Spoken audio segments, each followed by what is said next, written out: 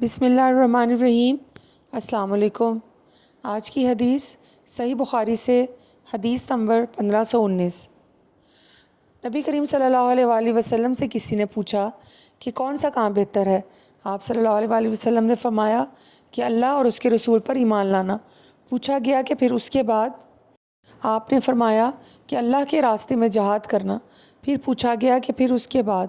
آپ صلی اللہ علیہ وآلہ وسلم نے فرمایا حج مبرور۔ صحیح بخاری سے حدیث نمبر 1521۔ آپ نے فرمایا جس شخص نے اللہ کے لیے اس شان کے ساتھ حج کیا کہ نہ کوئی فحش بات ہوئی اور نہ کوئی گناہ، تو وہ اس دن کی طرح واپس ہوگا جیسے اس کی ماں نے اسے جنا تھا۔ صحیح بخاری سے حدیث نمبر 1515۔ رسول اللہ صلی اللہ علیہ وآلہ وسلم نے ذوالحلیفہ سے احرام باندھا، جو سواری آپ کو لے کر سیدھی کھڑی ہو گئی۔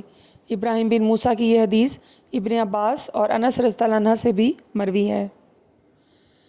صحیح بخاری سے حدیث نمبر 1513۔ فضل بن عباس حجۃ الوداع میں رسول اللہ صلی اللہ علیہ وآلہ وسلم کے ساتھ سواری کے پیچھے بیٹھے ہوئے تھے کہ قبیلہ خثام کی ایک خوبصورت عورت آئی۔ فضل اس کو دیکھنے لگے، وہ بھی انہیں دیکھ رہی تھی، لیکن رسول اللہ صلی اللہ علیہ وآلہ وسلم فضل رضی اللہ عنہ کا چہرہ بار بار دوسری طرف موڑ دیتے تھے۔ اس عورت نے کہا کہ یا رسول اللہ کا فریضہ حج میرے لیے والد کے لیے ادا کرنا ضروری ہو گیا ہے، لیکن وہ بہت بوڑھے ہیں، اونٹنی پر بیٹھ نہیں سکتے، کیا میں ان کی طرف سے حج بدل کر سکتی ہوں؟ آپ نے فرمایا کہ ہاں۔ یہ حجۃ الوداع کا واقعہ ہے۔